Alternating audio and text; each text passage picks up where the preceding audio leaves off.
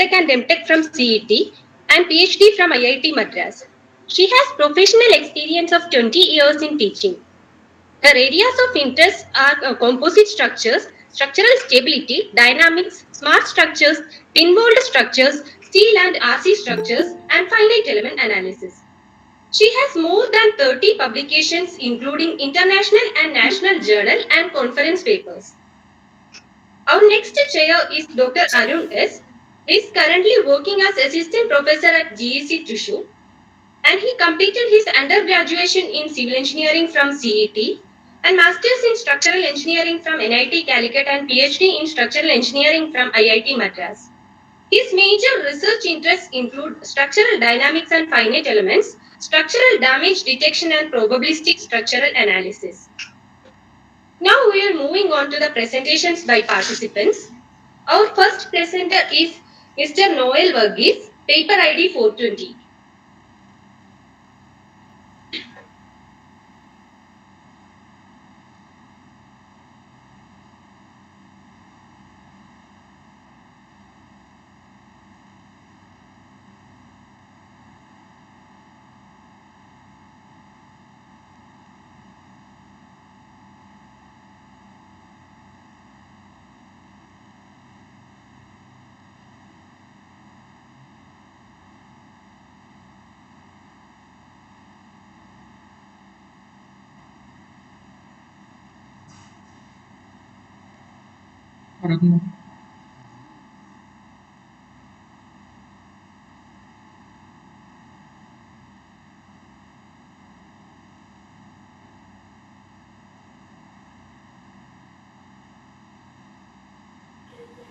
Good evening, everyone. My name is Noel Verghese, and I'm from TKN College of Engineering. So, my project is on computation of stress concentration factor of tubular joints for the fatigue analysis of steel structures. So, let's get on with the introduction. Okay, so why do we use tubular joints?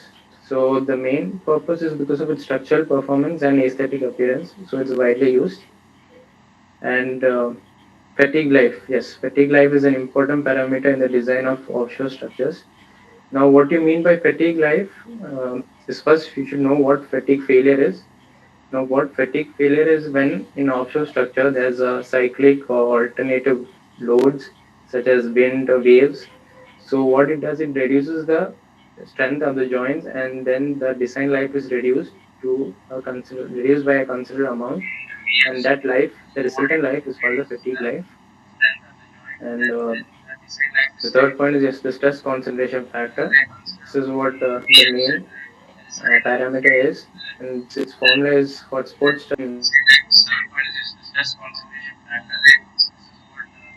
nominal stress related at the joints. And the SCF, that is computed using finite elemental analysis and parametric equations.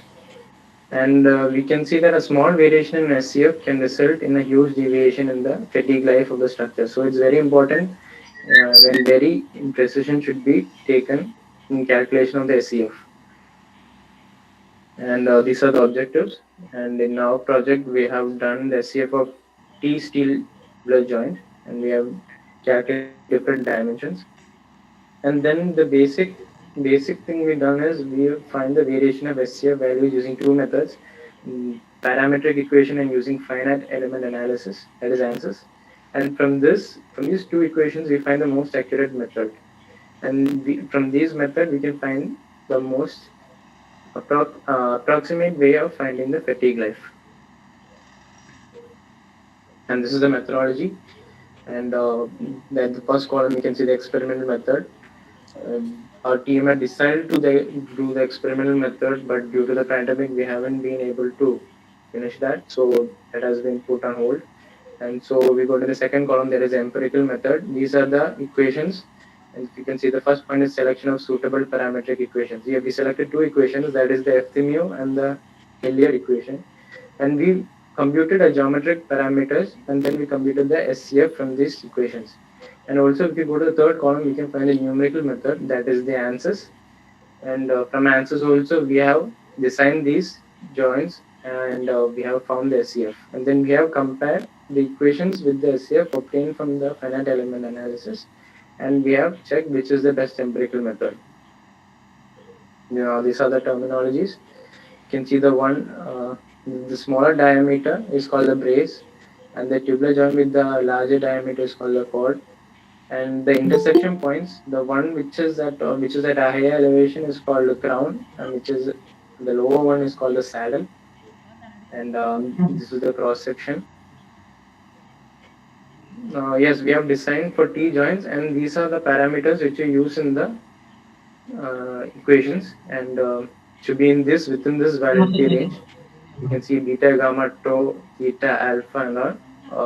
The parameters equations are given on the side on the right, and you can see the capital letters tell about the chord, and the small letters tell about the brace. You can see this, and this is the FMU parametric equations. You can see for axial loading, there are 4 equations. That is SCF, CS, CC, DS, and DC. For CS, it meant that you can chord saddle is for CS, and CC chord crown. And for the same for BS is brace saddle, and BC is brace crown. Now we find these 4 points because these are the 4 points which have the maximum stress, and these 4 are the most important ones. And coming to the out of plane bending, there's SCF, CS, and BS, which means the saddle points. That stands for saddle, and so the crown, the chord saddle and the brace saddle are the 2 points which are most important while fighting out of plane bending. Now going on to in plane bending, the same thing, CC and BC. Here the crown position is important at the chord and the brace, and these parameters are given in this correct valid.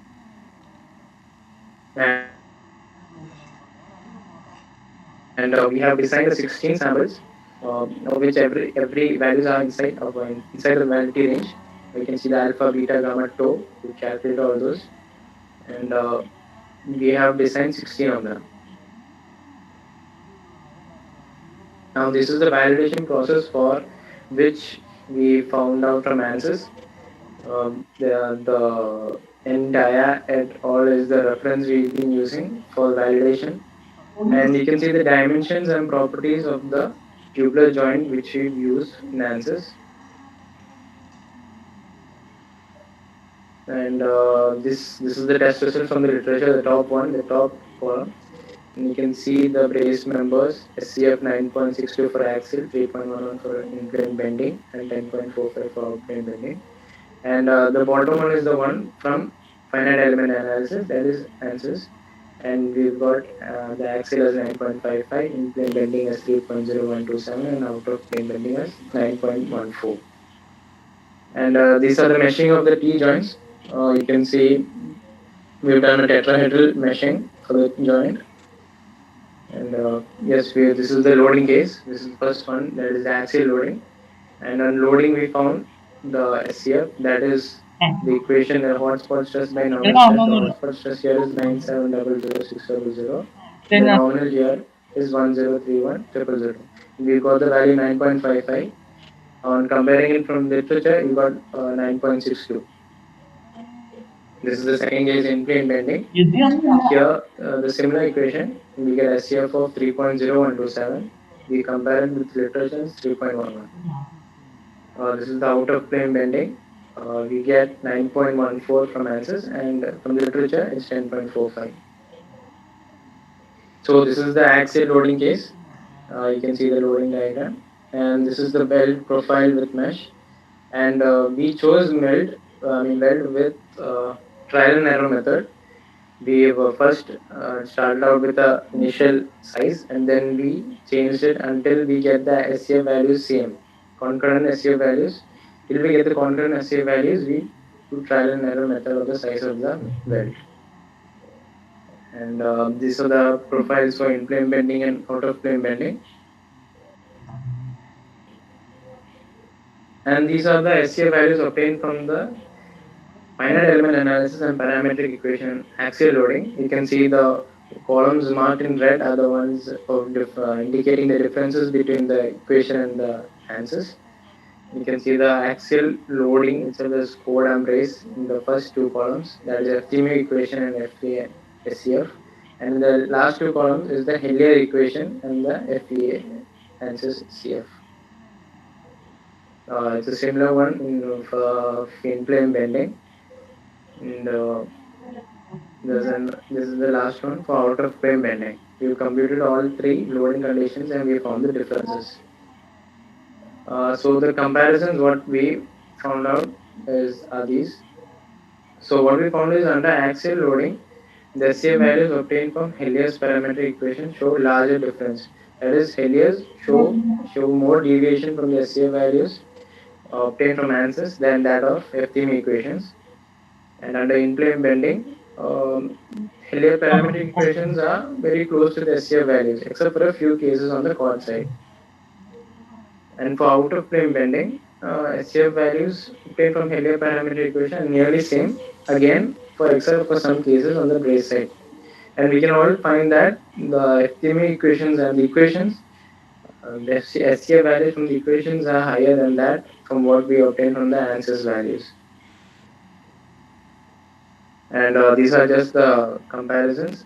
The differences between the SCF from the FTMA equation and the finite element analysis, the maximum and minimum difference, and the different loading. The first two is the axial loading, the third and fourth is the in-plane, and the last two are the out-of-plane loading. And so this is the second page of conclusion. There is SCF obtained from FTM and Hillier parametric equation are generally higher than what we found out from the ANSYS. And the variation as of SCF may be due to the fact that we've used an advanced form of finite element analysis, that is, we use solid elements, whereas in the case of FTME equation, they use a less advanced form of FE analysis, and they've used shell elements. So these might be the reasons. And we found that in plane bending, FTME equations give good results for SCF. It's almost same. And we can see that small changes in SCF gets amplified during the process of fatigue analysis. So the most important method is important for determining SCF. And the chord side SCF is greater than the brace side SCF for almost every joint. And this might be due to the fact that a parameter beta is near to the extremity or 0.9. The validity range is actually between 0.2 to 1, so it might be because of that. And then, so what we have found out is that the finite element analysis is preferable if these joints are having beta value near to 0.9. And these are the references. Thank you. Thank you, Mr. Noel Agis. Now, it is the next 3 minutes for questions from chairs. Sir, Pridarshini ma'am and Arun sir. Okay. Noel is present? Hello, ma'am. Okay. And it was a good presentation. Thank you. Just I had one or two doubts. Can you please explain actually in what way you have calculated SCF from finite element method, and where you get maximum SCF there?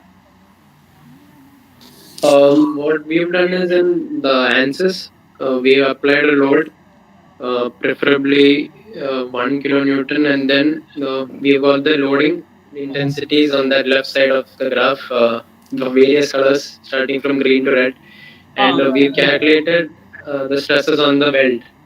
Those two joints, the joints are welded, so the highest stresses will be on the weld. So the stresses which are applying on the tube are the nominal stress, and the stresses which is obtained at the weld is the hotspot stress. So is it the same way you have, using the empirical relations also, they have used the same methodology for calculating the SCF?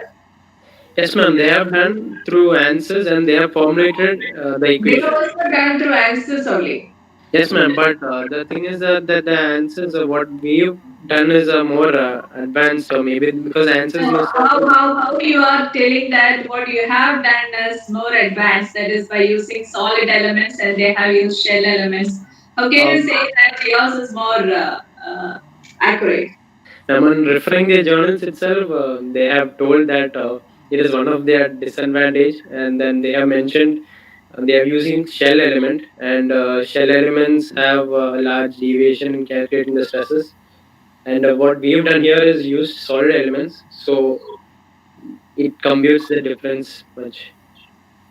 No, like that you cannot tell. You have to at least prove that what you have done is correct by comparing it with some experimental solutions or something. Otherwise, just like Yes, that, you ma'am. No, cannot. we were doing the experimental setup. We've actually got a scholarship, and we were doing it. We bought some equipments, but then due to this pandemic, we couldn't do it. Okay, We I were understood, but you cannot say that yours is more correct unless and otherwise you do experiment. yes, ma'am. Yes, yes, ma'am. We validated the first. We validated the answers what we got with the journal, so it is almost similar. Okay, now can you please mention by using solid element and shell element, what can be the difference you obtain? What can be the Uh, difference in the behavior of those elements? Can you tell? shell element is just a thin element. It So just what? acts like a plane. So there will be only 2D stresses. That like suppose a beam is just like paper. And there isn't a third dimensional stress. And but if you consider in solid elements, the beam is actually 3D, and then you can consider the 3D stresses. Do you know any constraints in solid element than the shell element? Solid element. We've done this in a group, ma'am. I'm guessing it'll take a lot of time. Okay.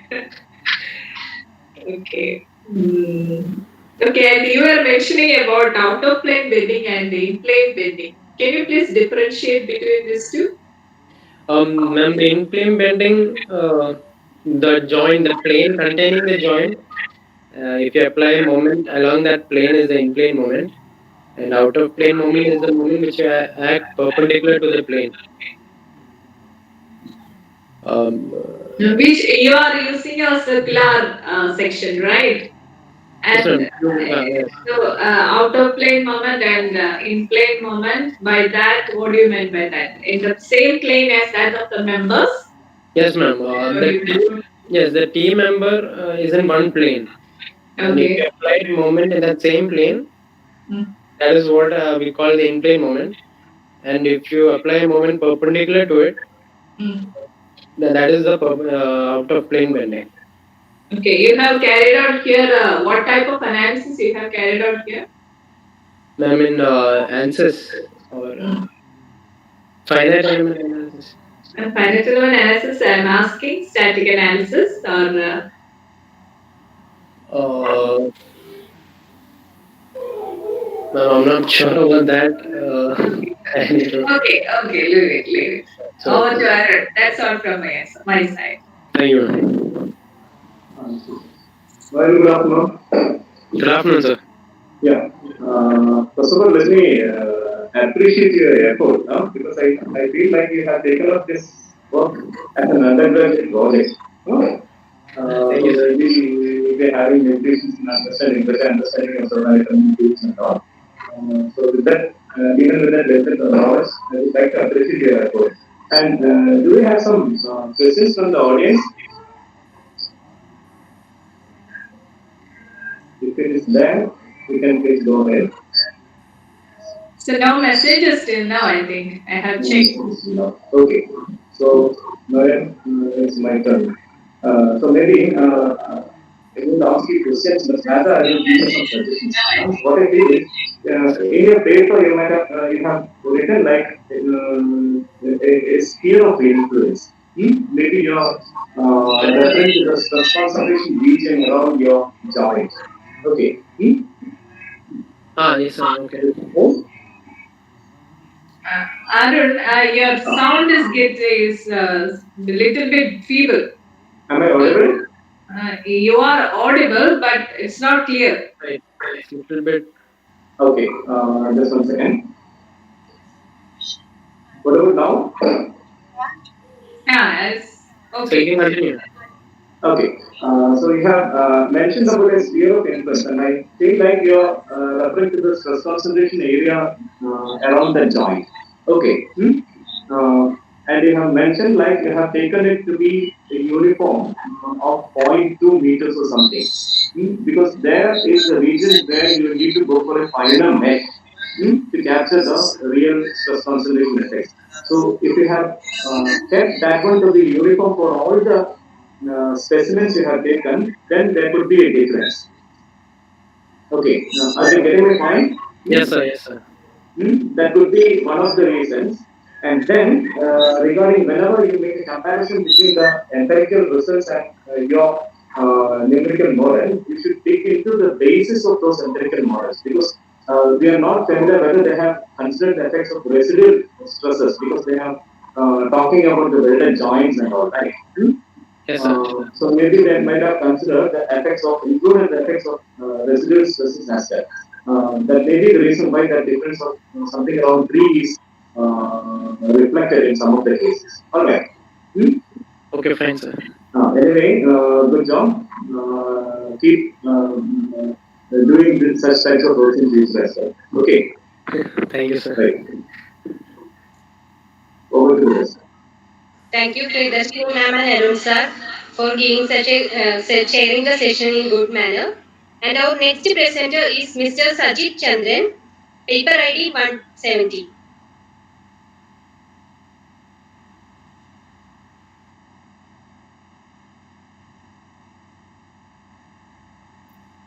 Welcome you all. Today I am here to present our paper. The title is Numerical Study on Duplex Stainless Steel Plate Girder under Simultaneous Bending and Shear. Coming to the introduction, stainless steel has a range of physical characteristics such as high strength, stiffness, and ductility together with excellent durability that makes it ideally suited to use in construction. While comparing the material behaviors of stainless steel and carbon steel, we can observe that carbon steel have a sharp yielding point, whereas stainless steel has a rounded stress strain curve. Stainless steel have high strain hardening capacity and ductility. We know that a plate girder is a built-up I-beam section used to carry heavy loads which cannot be carried economically by rolled I section. The objectives of the studies are to validate a stainless steel plate girder physical experiment using finite element software and to conduct a parametric study. Most of the existing studies related to stainless steel focused on the shear behavior. And the studies very well studied the effect of varying web size and panel aspect ratios. In this study, we focused on the effect of varying flange size. For that, we choose the main parameters like flange centerness and flange to web thickness ratios. This work mainly concentrated on the numerical study on duplex stainless steel plate girder under combined bending and shear. The effect of varying flange size was considered. Effect of other geometrical parameters were neglected. This numerical investigation used commercial finite element software Abacus. Other methodology including material modeling, develop and analysis of the model, validation against physical experiment, and once it is validated, parametric study is conducted, and then result analysis. The physical experiment setup of the plate girder contains a 2-panel plate girder, and the load is acting at the midspan. The numerical modeling method utilizing the modeling method adopted by Chen and others, and the grade of stainless steel used here is duplex. The geometry of the plate girder specimens used in this study is given in the figures. There are 3 different plate girder specimens are used, which are namely 581, 581.5 and R581. Here, the 500 depends the indicate the web depth and one indicate the panel aspect ratio. Such as from this name, 3 different models are used, which are of plate girder with panel aspect ratio 1 and panel aspect ratio 1.5, and a plate girder with panel aspect ratio 1 and provided a end rigid post. And all other geometric dimensions are given in the table. These are the figures with 3 different specimens used in the studies. And here indicate the boundary condition provided in the finite element test. Here, the boundary condition is provided symmetrically about the loading point at midspan, and a lateral movement is sustained to avoid a lateral torsion buckling in the perp panel. ഇത് full screen നീ ഒന്ന് The log out material ചെയ്യുമ്പോൾ properties are test obtained ചെയ്തിട്ട് from the വീണ്ടും tensile പോയിട്ട് ഇവിടെ component spin conducted by ചെയ്യണം full വരും ഇങ്ങനെ ഫുൾ വരും Yuan and others, and the average measured material properties obtained from the tensile components given in the table. The material modeling is done by using the two-stage modified Romberg-Osgood expression, which is proposed by Gardner and Ashraf. And the given equations are simply programmed in Excel sheet to develop a stress strain data up to ultimate stress. And the obtained stress strain data are exported into Abacus. The obtained stress strain model was converted into two stress versus two plastic strain prior to the material definition. And the obtained two curves of flange plate and web plates are provided in the figure. For meshing, 4-node shell element S4R was used. For determining the edge dimension of each element, a mesh convergence study is conducted. Based on the mesh convergence study, the edge dimension is taken as 15 mm by 15 mm. Initially, a linear eigenvalue buckling analysis was performed to generate the lowest relevant elastic buckling mode. And after the linear buckling analysis, a nonlinear buckling analysis was performed. For that, the modified tricks method available in Abacus was used. After the successful analysis, the accuracy of the finite element model is assessed by comparing the finite element results against physical experiments. For that purpose, the results are used here is load versus midspan displacement curves, shear buckling failure modes, and ultimate shear resistance.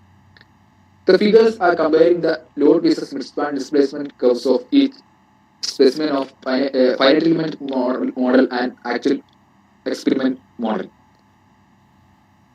And the table compares the ultimate shear resistance between test and finite element results. From this comparison, the maximum percentage error obtained was only 1.92%. Here, compare the failure mode of plate girder with panel aspect ratio 1. And from this comparison, we can conclude that the finite element models are successfully validated. After the successful validation, the parameter study is conducted. For that purpose, 3 different parameters are used.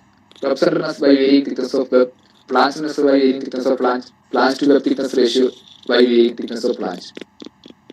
And coming to the result and discussion, first we discuss about the thickness ratio, which is the thickness of flange to thickness of web. The effect of thickness ratio is analyzed for plate girders with 4 different web centeredness values, which is ranges from 75 to 150. We can observe that on increasing the thickness ratio, the shear carrying capacity of the plate girder also increased.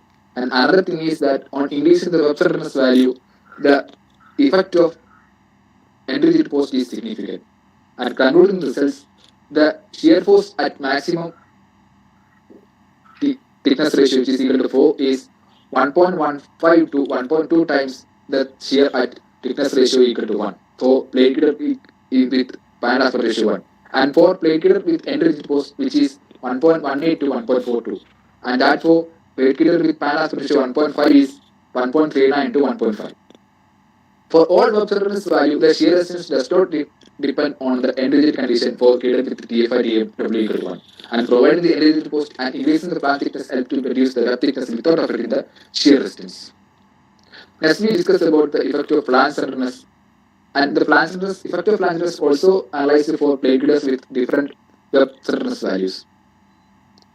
On increasing flange centeredness value, the shear carrying capacity of the plate girder also reduced. And in other words, we can also conclude that the flanges also contribute to carry the shear force. And here also, on increasing the web centeredness value, the end rigid poles become significant. And concluding the observations, the maximum shear carrying capacity reduction in plate girder with panel aspect ratio 1 is 17%, and that for plate gitter with end-rigid post is 30%, and for panel aspect ratio, plate gitter with panel aspect ratio 1.5 is 33%. The variation of plant stiffness versus shear capacity is highly influenced in plate gitter with rigid end post and high panel aspect ratio. We know that the stresses due to bending moment is highly influenced by the cross-section of flanges in I sections. So here we check the effect of bending moment on plant stiffness. Here also, an increase in the plant stiffness value, the bending moment's resting capacity also reduced.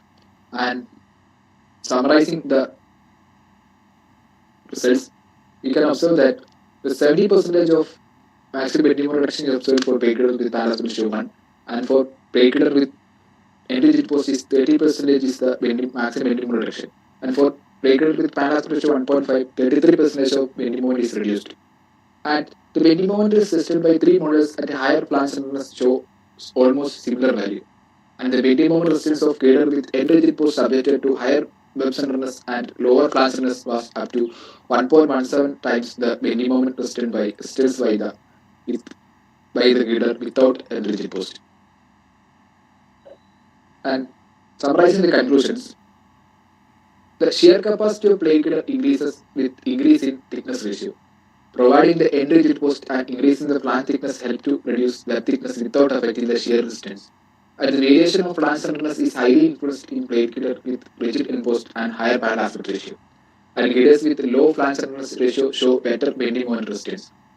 Plate girder with end-rigid post can resist more bending moment than plate girder without end-rigid post.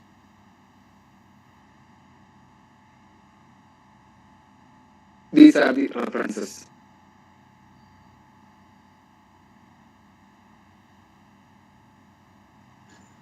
Thank you, Mr. Sajid Chandran. Priyadarshini ma'am and Rahul sir, please take the session. Hello, Sajid. Yes, ma'am. Anyway, it's a good topic for research. Thank you. Apart from all those are carrying out in today's scenario. So let me ask you a basic question. Normally, when we design the plate girders, we do assume that all the shear will be taken by the web body, right? Yes, ma'am. So here you are telling that the flanges also will contribute Yes. to the shear carrying capacity of the plate girder. So Yes. what change would you suggest in the conventional design method of plate girder? Ma'am, the conventional method used in India based on Indian standard code is only based on concentrate on the web. But the European codes are revised. So they consider the effect of plants also, and all other energy posts, all effect of all others are included in their codes. So that need to. I'm comparing the result with the IS 800 2007. So found that a large or 40% deviation is observed. 40% deviation in the sense that that much will be carried by the plant. That's what Yes. you were telling. Yes. 40% of the total shear will be carried by the plant. Yes. Flanges and presence of end post, which is not considered in Indian standard code. But for calculating the shear capacity according to the tension feed method. Okay. And then you have modeled stiffener along with the plate girder, right? Yes, ma'am. How you have modeled it? Can you please explain what type? The all elements are shell element, and in Abacus, I'm drawing it at a shape. Huh? Shape element. I didn't get you. I'm confused with the question, Miss. Again. No. My question is, you have to attach stiffener with the web, right? Yes, ma'am. How you have modeled it? That connection, how you have modeled it? The connection is perfectly rigid, or the bending between the stiffener and the web plate or flange plate is assumed to be fully capable to transfer the loads. No, okay. Which element you have used there? For our element, for all. Here the sticker also You have the geometry of the stiffener as well as the webers you have constructed separately or monolithic? model as a simple part, ma'am. Single part. As a single part only you have constructed. Yes. Okay. Okay. Abacus it is possible, ma'am, by using the shape, drawing the shape element. We can draw any shape in a single part. Okay. Then one more thing, you are proposing stainless steel for the construction, right? Yes. But nowadays, why we are not? That is not common in our practice. Because this initial cost is about 3 to 4 times that of carbon steel. But by comparing the cost of long span cost, lifetime cost or maintenance cost, stainless steel become economical than the carbon steel. The initial cost is 3 to 4 times that of carbon steel. That's the main problem, and the lack of supply chains. Okay. Any questions from the audience? I think if you have any questions, you may type in the message box, chat box.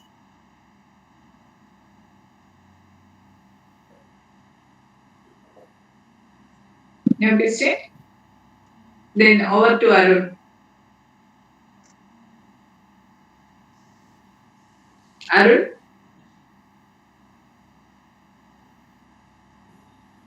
Hello? Am I audible? Yes, ma'am. We are audible. Arun?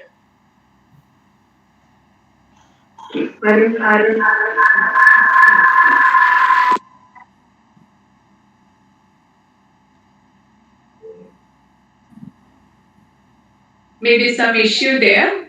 Just wait for a minute. You may be doing. Am I audible?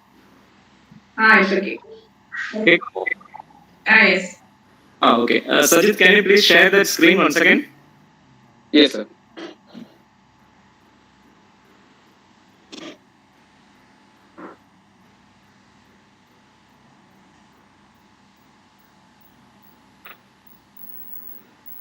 Sir, can you see?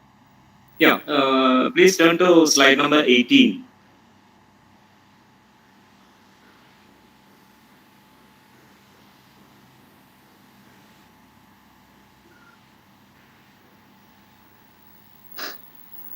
Sir?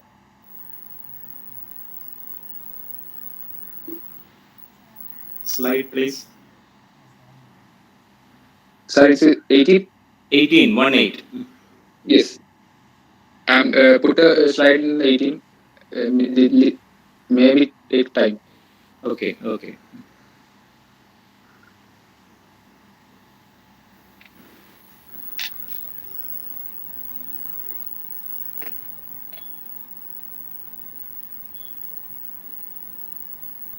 Has it come, or is it my connectivity problem? No, it's Sadhichandran's issue. Okay. Sir, which number is you are seeing, sir? 18. No. Now, sir, which number is slide not visible? No. Maybe net issue may be there. It may take time. Okay. Okay, then I'll do the talking. Just listen. Sajid, you have shown that web shear buckled mode of your plate girder. Yes, sir. And in this particular analysis, you are trying to investigate the post-buckling strength of that plate girder, right? Yes, so once the web has buckled in shear, what happens is, it is a truss type of mechanism which is going to transfer the load from your load point to the support. So that truss mechanism means the top flange, bottom flange, your stiffener, and the left post, if you are interested in the leftmost portion. Okay. and then a diagonal with that see the buckling happens along the compression diagonal. That diagonal will be stiffening this rectangular frame. All right. Yes. And this is the reason why your flange stiffness or the dimensions of the flange is going to contribute to the shear strength. And in our normal elastic analysis, which is pre-buckling, we are not taking into consideration the post-buckling strength of these particular systems. So in pre-buckling mode, we do consider like the major chunk of your shear is resisted by your web rather than the flanges. Okay. Okay. So it will be interesting to investigate the case of the spacing between your stiffeners also in such a system. Yes, sir. He has done some parametric studies in that respect. Spacing of stiffener. Slenderness ratio flash. Slenderness ratio of flange. Yes. Okay, right. Maybe I missed that one.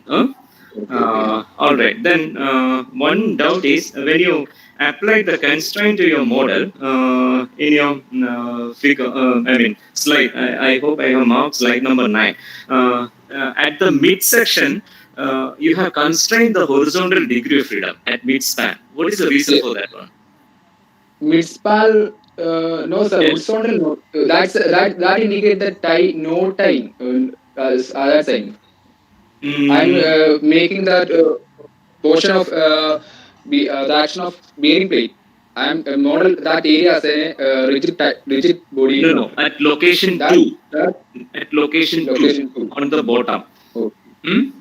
Z degree of freedom has been constrained. One means constrained, right? Okay. What is the reason for that one? Sir, I'm simply making that that movement to permit resist the movement in that direction of the painkiller. That already this boundary condition already provided so many others related to the painkillers tests. Okay. I was just wondering what is the reason for that one. Maybe Pradesh is in other case, one sir. Yeah, please go ahead. Providing out that on case is point 1, the region 1 in the left side and right side simply similar to the experiment setup, making one support is hinge and another is a roll support. That become asymmetrical boundary condition relating to the loading point. But making this, we can the setup will be similar, but the boundary condition becomes symmetrical. Okay. Anyway, you can just verify that one. Okay. Maybe that's all from my side. Over to desk. One more question, Sanjay. You have done a convergence study for arriving at the proper element size, right? Yes. What criteria you have used there? Accuracy and CPU time. I'm not asking about the accuracy. What parameter you have checked for arriving at that convergence? Okay. What I meant was whether it is a deflection or a stress or whatever it is. I'm checking the done the convergence study up to the load obtained from the analysis is almost equal or same value. Load obtained? Yes. At the higher, on increasing the mesh size, the obtained load will be also increased. You mean reaction? You are applying the load, right? Yes, reaction, ma'am. Reaction at what point? At middle point. It's not reaction then. So ma'am, it's a Rix method. We obtain the loads, ma'am. Load and displacement separately. I'm using the Rix method. So what you are getting as the reaction, the same load you are applying only you are getting as a reaction. That's what you get from Rix method. No, ma'am. I once again explain. The meshing size is reduced from a 100 mm size. On each of the mesh size, I am found the maximum failure load, and on decreasing the mesh. And sir, Yes. failure, Yes, ma'am. failure load in what sense? You have drawn the curve, load deflection curve. Yes. So you have taken the maximum value Yes, ma'am. for each of the case. Yes. We can we need to draw the value. We can obtain directly from the abacus the maximum value. That is okay. Sure. And that method, the mesh size is choose for to raise adjacent mesh size consecutive values. So Actually, it choose will the go to the capacity.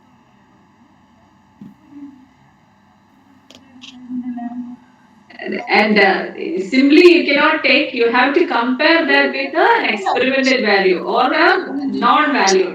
You cannot simply do that. not simply do it, sir. And done and experimentally compared. And the accuracy that method is Experiment also you have conducted? no, ma'am. That's 10 others 2018. Okay, in that you have the value for that particular plate girder. For Yes, that ma'am. particular section, you have the failure Yes. load. Yes. Okay, then it's okay. I'm coming. Okay. Okay, thank you, ma'am. Thank you, sir. And Sajid, please stop sharing your screen. Okay. Now, welcome Miss Glenn Mary Jacob as next presenter with paper ID 473. Before that, Pritheshan teacher, hello. Yes. It's like we are behind the schedule by a bit. Yes. I think we will rush up a bit. Okay. Okay.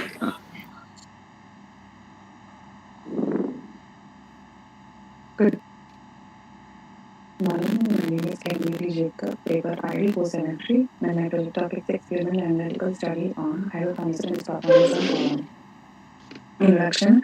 Composite is defined as a sum of matrix and reinforcement materials. Matrix such as epoxy, vinyl ester, and polyester, and reinforcement materials such as glass, carbon, basalt, and natural fibers like cotton, hemp, jute, sisal, flax, etc. Handmade techniques mostly used in research for the fabrication of composite metal due to simple procedure, and other fabrication techniques are simple cold pressing method, vacuum assisted resin transfer molding, etc. The recent studies mainly focus on the performance of fiber reinforced polymer as external strengthening, facing retrofit tendons and rebars, and bridge components. However, only few studies were conducted on the performance of hybrid compositors facing retrofit to external strengthening. The present work performance of MSN GFRP bars along with hybrid compositors external strengthening for columns by pan-terminal analysis using ANSYS software is studied. Objectives: first one, to determine the mechanical strength of hybrid composite, flax epoxy glass, jute epoxy glass, and composite glass epoxy, and flax epoxy, and to choose the best among these hybrid composites. Second one, to study the performance of columns with hybrid composite with external wrapping along with GFRP and SM bars to find out their values using ANSYS software. Methodology: hand-lathe technique was used for the fabrication of composite. A flat mold was taken, a relief sheet was placed to avoid the adherence to the mold, and application of resin, matrix and hardware was applied in 2:1 ratio. Was mixed in 2:1 ratio, and laminating fiber ply where epoxy was applied before the first layer and layer was provided, and then epoxy was again applied and followed by the next layer. And for laminating fiber plies up to desired thickness, and then epoxy was again applied over the top layer until the finish. And load was applied and resin was allowed to cure for 24 hours. This table shows the experimental values of tensile and flexural test of composites, where flax glass hybrid composite layers of four core layers of flax and four glass layers at top 2 and bottom 2. An ultimate tensile strength deflection was found to be 12, breaking load was found to be 14.1 kilonewton, factory strength was found to be 3.422 into 10 raised to minus 3. And for jute glass hybrid composite, core layer, 6 layers of jute was provided at core, and four layers of glass, each 2 layers at top and bottom of glass is provided. And depletion is found to be 9 mm, breaking load is found to be 7.6 kilonewton, pressure strength is found to be 4.065 into 10 raised to minus 2. Flax fiber composite, 8 layers of flax is provided, deflection is found to be 13 mm, breaking load is found to be 3 kilonewton, pressure strength is found to be 4.576 into 10 raised to minus 4. Glass fiber composite, 8 layers of glass is provided, deflection is found to be 13 mm, breaking load is found to be 23.3 kilonewton, pressure strength 4.15 into 10 raised to minus 3. Anti-bend analysis on composite. Tensile test according to ACM D6380403. Dimension was taken as 200 into 60 into 4 in log mode shape. Total thickness 4 mm, number of layers 8, and each layer of flags was 4.45 mm thick, and each layer of glass was 0.2 mm thick, and for each layer of epoxy was 0.15 mm thick. Fixed support was provided at one end and load was applied at three end for tensile tested composite, and in FEM analysis, matrix and reinforcement fibers is provided as ply layers with respective thickness, and fiber orientation was given as 0 degree and 90 degree by default orientation. Figure shows the total deflection of flax glass composite, which was found to be 11.962 mm, and the formation load curve of flax glass composite, where breaking load is found to be 14.8 kilonewton. And this table shows the comparison of experimental and pandemic analysis values for tensile test. Where for flax glass composite, deflection was found to be 12 mm in experimental, and in pandemic analysis, deflection was found to be 11.962 mm. And in breaking load was found to be 14.1 kilonewton, and pandemic analysis breaking load was found to be 14.8 kilonewton. And similarly for jute glass composite, glass composite, and flax composite. And everything, the error was within the permissible limits.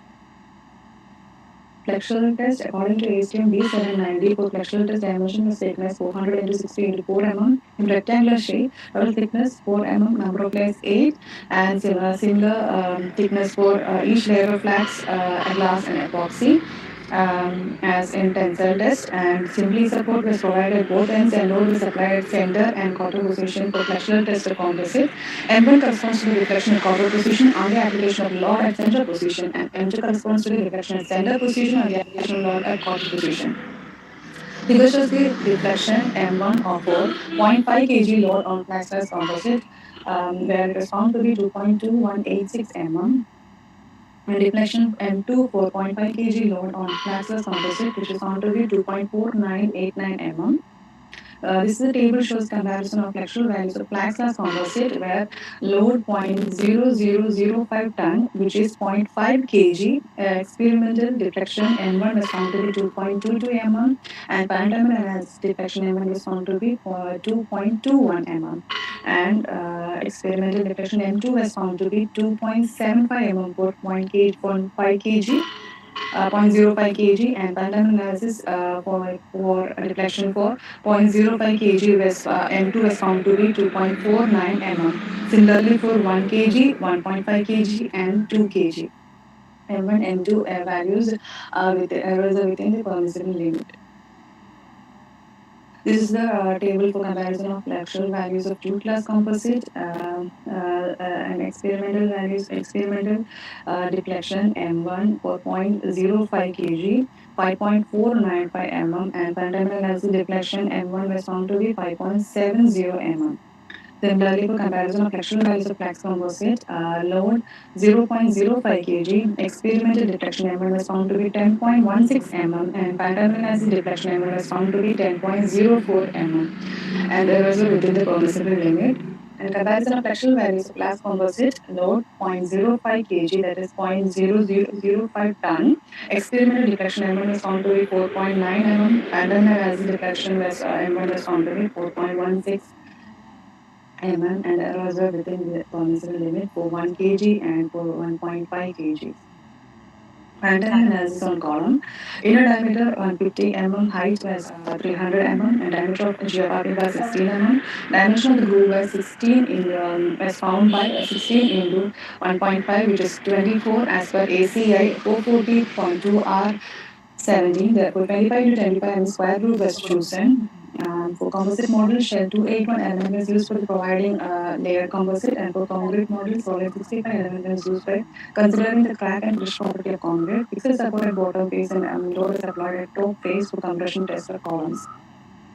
Figure shows total deformation of NSM GFRP, 4 numbers of bar with flax glass, 8 layers of hybrid composite wrapping, that is single wrapping. The deformation was found to be 0.79095 mm. And deformation log curve of NSM GFRP 4W, that is flax glass, 8 layers of hybrid composite.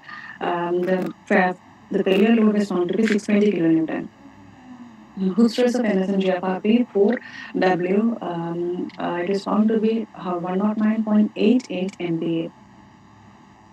This is a table shows the compression strength and hook stress of columns. For plain specimen, failure load was 400 kN, compression strength 5.65 Newton per mm square. And for NSM GFRP 468, failure load was found to be 520 kN, compression strength 7.35 Newton per mm square. And for NSM GFRP 4 single wrapping, 468 single wrapping, failure load is found to be 620 kilonewton and compression strength 8.77 Newton per mm square, where hoop stress is varying for 468 numbers, which is 109.88 for 4 and 114.05 MPa for 6 and 124.87 MPa for 8. 8 number of GFRP bar with single wrapping. And NSM GFRP 4 double wrapping, and NSM GFRP 6 double wrapping, NSM GFRP 8 double wrapping. Failure load was found to be 740, compression strength was found to be 10.46 Newton per mm square, and hoop stress was also varying for 4, 6, and 8, which was 117.07 for 4 double wrapping, and 4 double wrapping, 126.37 for 6 double wrapping, and 135.66 for 8 numbers of GFR bar with double FRP wrapping. Conclusions for fiber hybrid composite, it is found that flax glass hybrid composite exhibit better tensile strength than jute glass hybrid composite. Therefore, flax glass hybrid composite is chosen as the hybrid composite in the world. There is a significant increase of 45.98% in compression strength with 4 number of bars with double layered of flax glass hybrid composite in comparison with plain specimen, and 29.73 of increase for 4 number of bars with double layer of flax glass hybrid composite in comparison with 4 numbers of bars specimen, and 16.15 increase for 4 number of bars with double layer of flax glass hybrid composite in comparison with 4 number of bars with single layer of flax glass hybrid composite.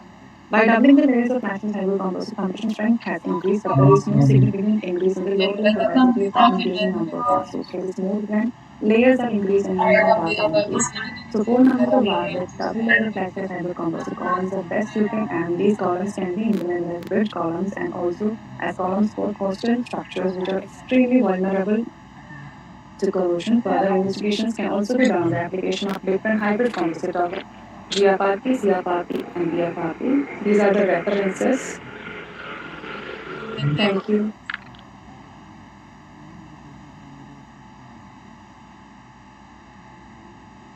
Thank you, Ms. Glen Mary Jacob. Hello. Hello. Okay. Glen Mary. Yes, miss. Okay. So what one single question. How do we establish the interaction of the concrete and the composite? Or for modeling composite, what element you have used? What, miss? For modeling composite, what element you have used? Shell 281. Shell 281. What are the characteristics of that element? It is a 4-noded one or 8-noded one? It is 8-noded one. Okay. What are the characteristics? Characteristics. Shell 281 is used for layered composite, so I just. It is layered composite. Layered composite. I layered composite. So how you have given the material properties?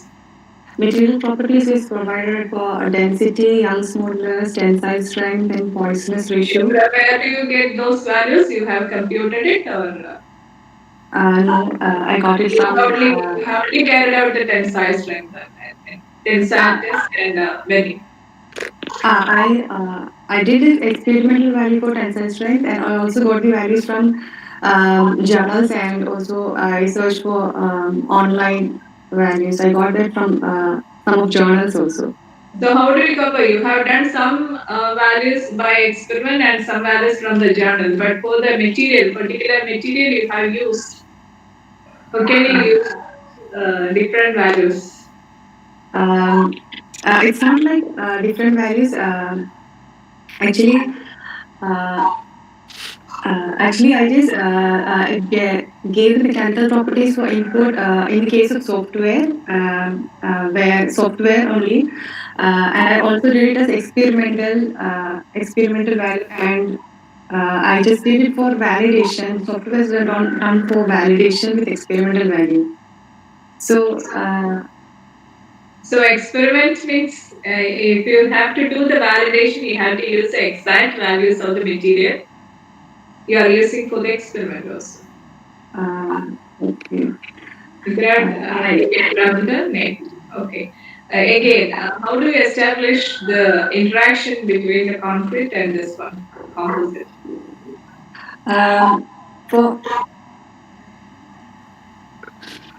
For the bonding between concrete and this FRP, epoxy acts like epoxy is the main matrix material which acts like which makes the bond between this concrete and FRP wrapping. Yes, that is an experiment in your model.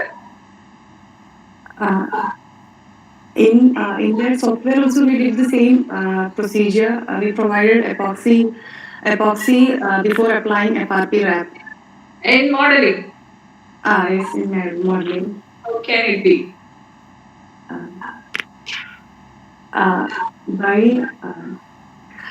When we do that layer composite, its top and bottom phase is top and bottom will be always epoxy coated. So that layer composite is providing as FRP wrap. Okay, you may have to do a bit more study on that. Okay, audible? Yes. Plan. You conducted this work as a part of your postgraduate study, right? Okay. Yes, experiments also you have done. Anyway, as teacher was asking, I was also wondering how you modeled that contact, because these types of systems where you wrap or strengthen the structural member, the mode of failure will be the delamination between the host structure and your wrapping material. Understand? So that form of failure you should be able to capture precisely using your FA model. Okay. So she was in fact asking whether you have considered or taken that one into account or not. All right. That's what you might have used as a perfect bond between those two. So that interaction has not been considered. Then just one question. See, in your paper, you have written like you have in fact fabricated your test specimens as per your ASTM standards. That is well and fine. But the problem is, after you completed your specimen fabrication, you did the testing based on something else. How can that be justified?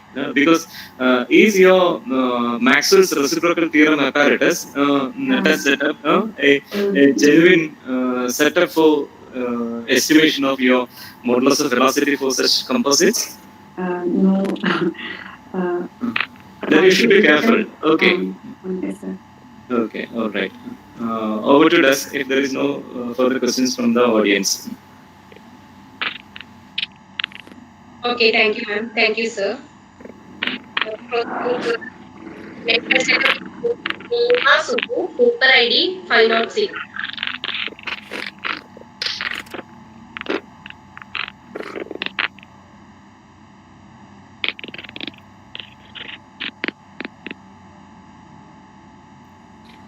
Good morning, everyone. Myself, Neema. I'm from College of Engineering, Trivandrum. My topic is about design and analysis of concrete pavement with white topping overlay using ANSYS software. White topping, it is a plain cement concrete PCC overlay on an existing bituminous pavement. This is of mainly three types, that is conventional white topping, thin white topping and ultra thin white topping, where the conventional white topping is the thickness greater than 200 mm, thin white topping where the thickness is in between 100 mm and 200 mm, and the ultra thin white topping where the thickness is less than 100 mm. Let's get into the project, where the objectives of my projects are design of pavement with white topping for roads using ANSYS, that is for conventional white topping, thin white topping and ultra thin white topping, and then the cost analysis for white topping proposals. Methodology, guidelines for design, then find out the stresses for the pavement using Westergaard method, then find out the stresses for pavement using finite element method by ANSYS software. Then the result from both the Westergaard's method and the finite element analysis will be analyzed, that is result analysis, and for further validation, cost analysis will be done. The guidelines for design, where the design is done based on the Westergaard equation for interior load stresses, edge load stresses and corner load stresses, where SI, that is interior load stresses, is equal to 0.316 P into 4 log L 1.069 by H square. SE is equal to 0.572 P 4 log L by B plus 0.359 by H square. And for corner loading stress condition, SC is equal to 3P into 1 minus A root 2 by L raised to 1.2 by H square. As per 2015, B is taken to be 3000 Newton, where B is equal to A by H, where A is equal to 320 mm and L is equal to 400 mm, where A is equal to radius of V load distribution in mm and L is equal to radius of relative stiffness in mm, where B is taken to be V load, which is in Newton, and all other abbreviations are given here. Result from Westergaard's equation for edge loading condition as per Westergaard method, that is the thickness ranges between 270 mm and 75 mm is given. Here that is its corresponding single axial stresses. That is thickness ranges from 270 to 75 mm. Here we can see that the stresses is increasing as the thickness is decreasing. As per for the thickness of 270 until 75 and its corresponding single axial stresses is given in this table. And this table incorporate the corner loading condition as per Westergaard's equation. The stresses for the thickness 270 mm to 75 mm. In all these cases, the stresses is increasing as the thickness is decreasing. Then the next part is the finite element analysis method using ANSYS software. Here also the stresses will be found out by using ANSYS software by finite element analysis method. Here the ANSYS, that is the mechanical finite element analysis software, which is used to simulate computer models of structures for analyzing strength. Pavement has been modeled using ANSYS. As per IRC 58/2015 and SP 76/2015, the load pressure is considered to be 0.8 MPa. Center to center distance between dual wheel is considered to be 320 mm. Clear spacing between two tires is assumed to be 160 mm and the assumed size of tire imprint is taken as 160 mm into 240 mm. This is the stress variation for edge loading condition as per FEA model, that is thickness which ranges from 270 mm until 75 mm and its corresponding single axial stresses for FEA model. Here, this stress axial stress values is found out using ANSYS. That is, this is the ANSYS figure for the edge loading condition with a slab thickness of 100 mm. Here, this red region indicates the high stress region and the blue region indicates the low stress region.